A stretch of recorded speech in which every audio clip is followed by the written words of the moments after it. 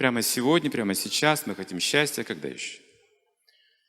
Ну, не всегда получается, но мы имеем настойчивость, решимость, мы что-то делаем, мы достигаем, мы добиваемся, мы желаем, мы продолжаем желать, мы не отступаем.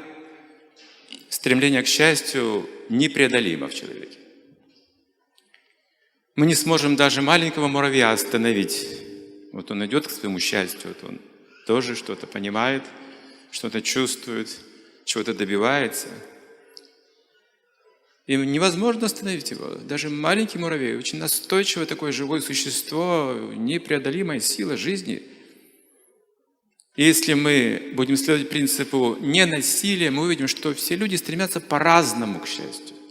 Если не будет закона, какой-то организации или страха перед собственными желаниями, или, как сказать, богобоязненности, то мы видим, что люди по-разному это делают. Как они чувствуют, как хотят. Интересный момент. Что же мы хотим все-таки вот сегодня, сейчас? Ну, конечно, чего-то большего хотим. В деньгах, может быть, мы хотим больше, в недвижимости также. В ощущениях, в полноте жизни, в отношениях, чтобы нас лучше понимали, конечно же, мы хотим этого. Встретить человека хотим в своей жизни, какого-то, может быть, великого, особую личность, чтобы впечатление получить глубокое, чтобы проснуться, как бы ожили наши чувства, восприятия. Мы многого хотим, иногда не можем объяснить конкретно это все, сформулировать. Как есть притча известная, как жила маленькая мышка. Она очень боялась кошки. И она думала, вот если бы я была кошкой, вот я была бы счастлива. Вот если бы я была бы кошкой. И однажды она убежала в лес и встретила там волшебника, мистика, мудреца, йога.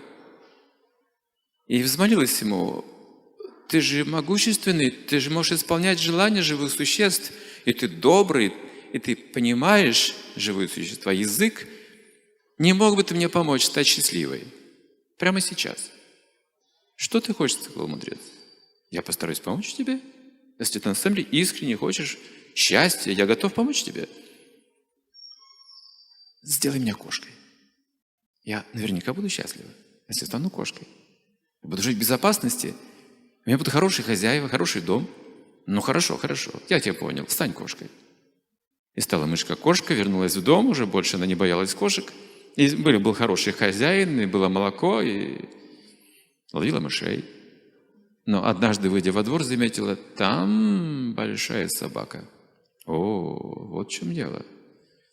Меня ждет путь дальше еще. Кошки недостаточно. Теперь я понимаю, что мне нужно.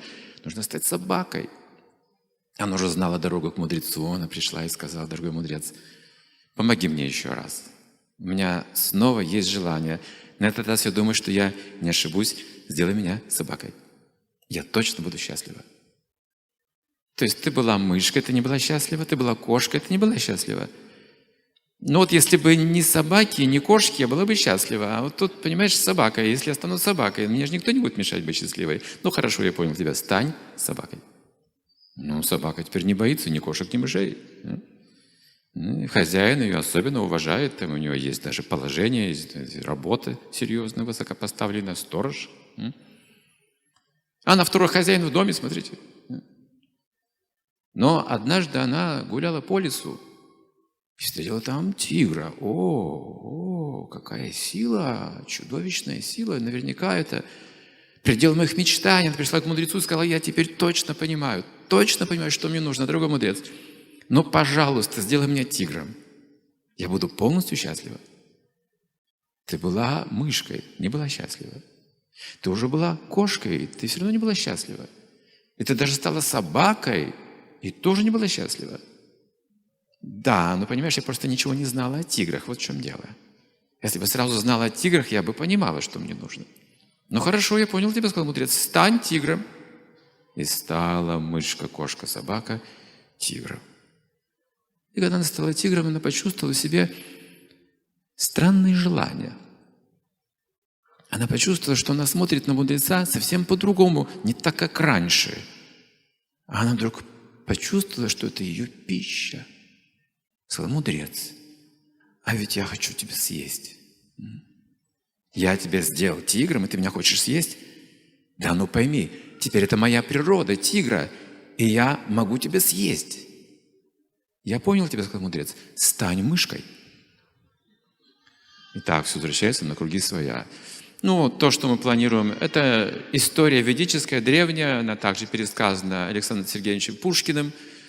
В другой интерпретации жил старик со своей старухой, самого Синего моря, тоже там была разбитая корыта, и тоже эта история, как эта корыта превратилась в избу, изба во дворец и прочее, прочее. А в конце снова заканчивается разбитым корытом.